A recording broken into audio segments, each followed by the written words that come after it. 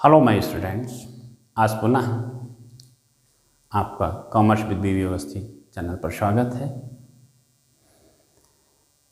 मैं आज आपको आयकर की तरफ ले चलूँगा। शुरुआत कर रहा हूँ जिसमें कि महत्वपूर्ण फैक्ट है प्रीवियस ईयर और असेसमेंट ईयर का जानना। विषय में एंट्री करने से पहले हम गत वर्ष और कर निर्धारण वर्ष की जानकारी कर लें, क्योंकि ये जैसे जैसे आप आगे बढ़ेंगे ये हर जगह उपयोग होने वाला टर्म है। राइट, तो हम बात करते हैं प्रीवियस ईयर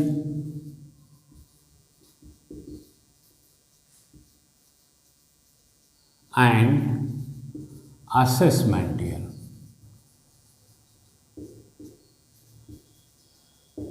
ठीक है, प्रीवियस एंड असेसमेंट ईयर। तो क्योंकि एक्चुअली होता क्या है कि जैसे सपोज करिए कि आपने किसी को नौकर रखा, ठीक है, किसी मजदूर को अपने कार्य पर लेके आए, तो कार्य पर लेके आए तो उसका कार्य 8 बजे से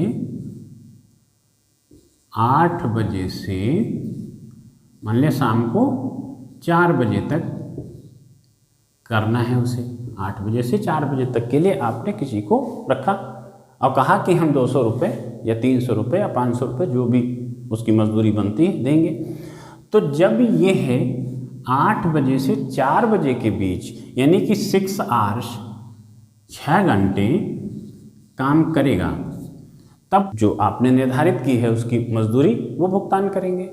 राइट, ध्यान रहे कि ये 6 घंटे जब पूरे होंगे तभी तो वो मजदूरी पाने का हक होगा और आपको आपकी लायबिलिटी जनरेट हो जाएगी। ठीक है ना। ठीक इसी प्रकार से जब हम इनकम टैक्स में बात करते हैं तब 2 चीज़ें आती हैं। एक होता है प्रीवियस ईयर,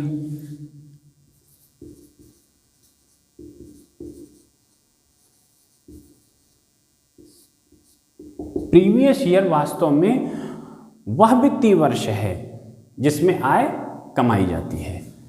वह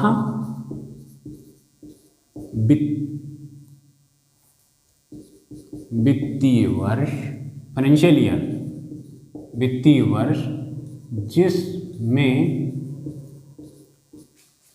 जिसमें आय कमाई जाती है। ठीक है, जिसमें आय कमाई जाती है। पॉइंट क्लियर होता है। और इसका जो पीरियड होता है ये शुरुआत होती है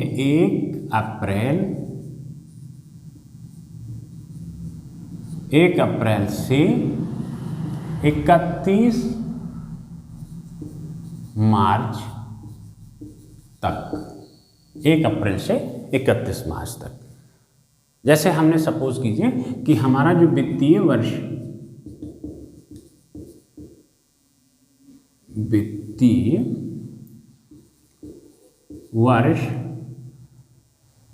2020 एंड 21, इसका मतलब क्या हुआ कि ये 1 अप्रैल से आरंभ हुआ और 31 मार्च, इसको ऐसे कह लें कि 20 अप्रैल 2020 से 1 अप्रैल 2020 से 31 मार्च 2021 तक। ठीक है ना।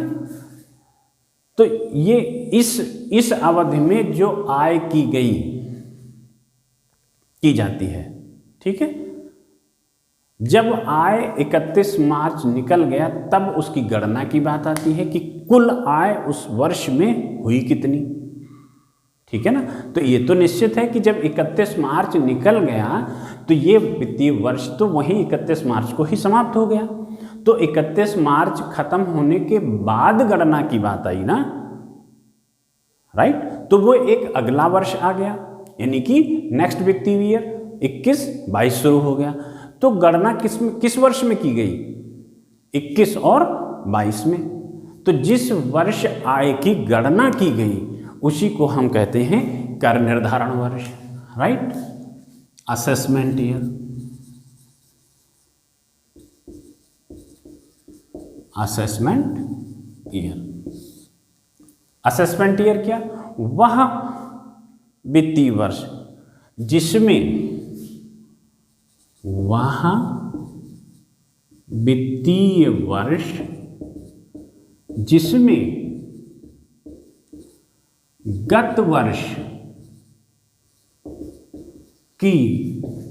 गत वर्ष की आय पर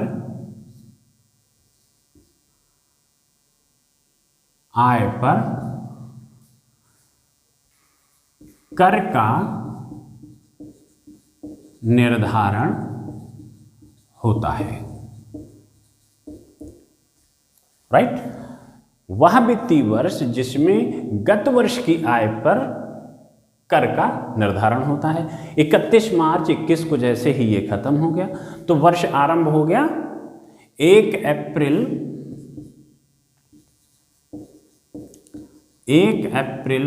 2021 से 31 मार्च 2022 ये वर्ष आरंभ हो गया। तो इस पीरियड की आय के ऊपर टैक्स का निर्धारण होगा। ठीक है, तो ये हो गया असेसमेंट ईयर 21-22 और ये हो गया उसका प्रीवियस ईयर। कभी कभी क्या होता है कि प्रीवियस ईयर वैसे तो सामान्य तौर पर 12 महीने हैं, वित्तीय वर्ष में क्या होते हैं 12 महीने होते हैं, लेकिन कभी ऐसी स्थिति आती है कि गत वर्ष का पीरियड कम हो जाता है। ठीक है ना? कैसे? जैसे सपोज कीजिए किसी ने नए व्यापार की स्थापना की, तो न्यू बिजनेस जब स्टार्ट हुआ,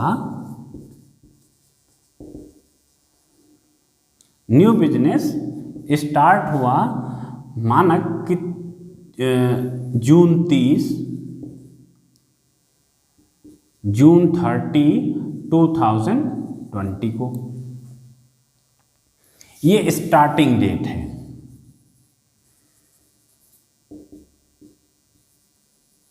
स्टार्टिंग डेट ऑफ बिजनेस। ठीक है, तो जब स्टार्टिंग इस डेट में हुई तो इसका वित्तीय वर्ष तो यहीं पर खत्म होगा मार्च 31, 2021। ठीक है ना? तो ये इसका वित्तीय वर्ष ये बन गया, क्योंकि ये 1 अप्रैल से व्यवसाय ही नहीं था। जिस तारीख से वो शुरुआत हुई उससे चलकर 31 मार्च तक उसका एंड हो गया। ठीक है ना? इसी प्रकार से यदि कोई किसी आदमी एक व्यापार कर रहा है, मान ले ये आदमी इस जून से व्यापार कर रहा था, अगला जो इसी के साथ उसने नौकरी कर ली। ठीक है, और नौकरी की ज्वाइन उसकी सितंबर 20 में होती है। ठीक है ना? सितंबर 20 को होती है, तो सितंबर 20 से और 31 मार्च 2021 ये उसका प्रीवियस ईयर हो जाएगा, क्योंकि इसी वर्ष सैलरी उसको मिली, इन्हीं ड्यूरेशन से उसको सैलरी मिली। तो इनकम फ्रॉम बिजनेस ये हो गई और इनकम फ्रॉम सैलरी 30 सितंबर से 31 मार्च के मध्य की हो गई। ठीक है ना? तो ये एक सिंपल सी बात है। अब इसी में एक कुछ अपवाद आते हैं, एक्सेप्शंस हैं।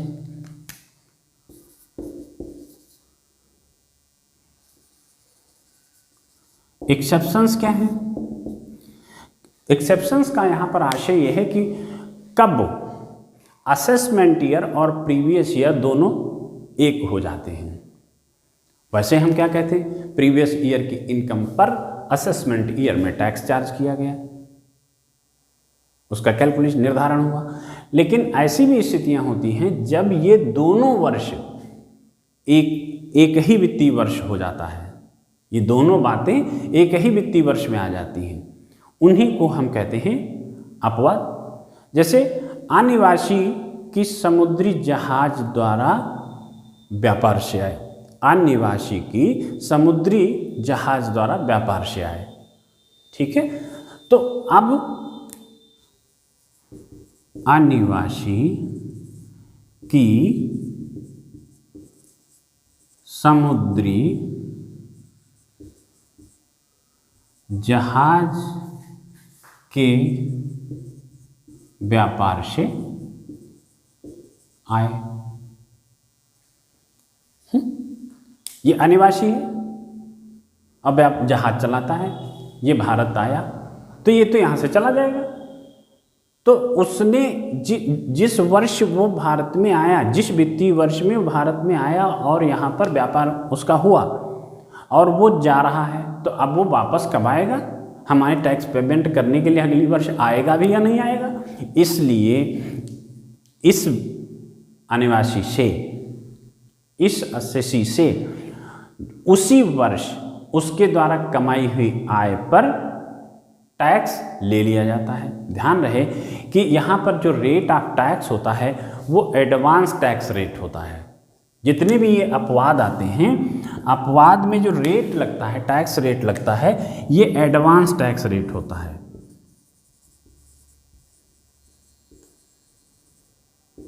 इस एडवांस टैक्स रेट के ऊपर वो दर, जो अग्रिम कर की दर होती है, उस दर पर इससे टैक्स उसी वर्ष ले लिया जाएगा जिस वर्ष इसने आमदनी की है और ये जा रहा है। यानी कि वही वित्तीय वर्ष प्रीवियस ईयर और वही वित्तीय वर्ष असेसमेंट ईयर बन जाता है। ठीक है। दूसरी स्थिति आती है, कोई ऐसा कैंडिडेट जो भारत छोड़कर जा रहा है,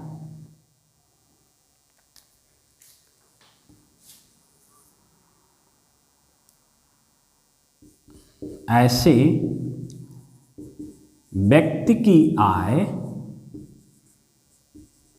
जो भारत छोड़कर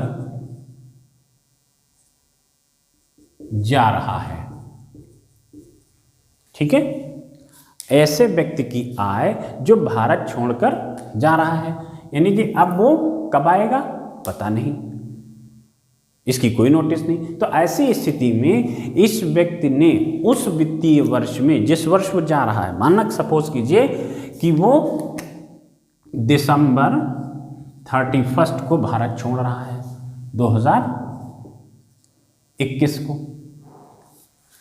ठीक है। तो ये इसका ईयर वित्तीय वर्ष क्या हुआ? 2020-21। ठीक है ना। तो ये 2020-21 में जा रहा है। तो ये 2020-21 असेसमेंट ईयर वित्तीय वर्ष में 31 दिसंबर 21 तक, सॉरी 31 दिसंबर 20 तक जितनी आमदनी इसने की उसको उसी, यानी कि इसी वित्तीय वर्ष में सरकार को कर चुकाना होगा। अतः कहने का आशय कि यहाँ पर 2020-21 प्रीवियस ईयर भी है और असेसमेंट ईयर भी है। क्लियर है। तीसरा स्टेप आता है कि कर बचाने के उद्देश्य से संपत्ति को हस्तांतरण करने वाले व्यक्ति की आय। कर बचाने के दृष्टिकोण से, कर बचाने के उद्देश्य से संपत्ति हस्तांतरण करने वाले व्यक्ति की आय। उसने सोचा कि हमारे ऊपर टैक्स ज़्यादा लग रहा है, तो हम क्यों ना इस असेट को किसी दूसरे को ट्रांसफ़र कर दें तो अपना टैक्स बच जाएगा। नहीं, तो जैसे ही ये नॉलेज में आएगा आयकर को, टैक्स विभाग को, कि उसने इस उद्देश्य से अपनी संपत्ति हस्तांतरण करने की नीयत बनाई है, तो उसी समय उसकी संबंधित आय के ऊपर उससे टैक्स वसूल लिया जाएगा। क्लियर। तो यहाँ पर भी प्रीवियस और असेसमेंट ईयर सेम हो जाएंगे। उसको इसलिए रिलीफ नहीं दिया जाएगा कि तुम नेक्स्ट ईयर टैक्स दे देना। क्यों? क्योंकि नेक्स्ट ईयर कैलकुलेशन उसकी आय पर होगा और उसकी आय उतने दिनों की कम हो जाएगी, वो तो असेट ही दूसरे के पास चली गई। क्लियर। दूसरा, ये व्यापार अथवा पेशे के बंद होने पर, व्यापार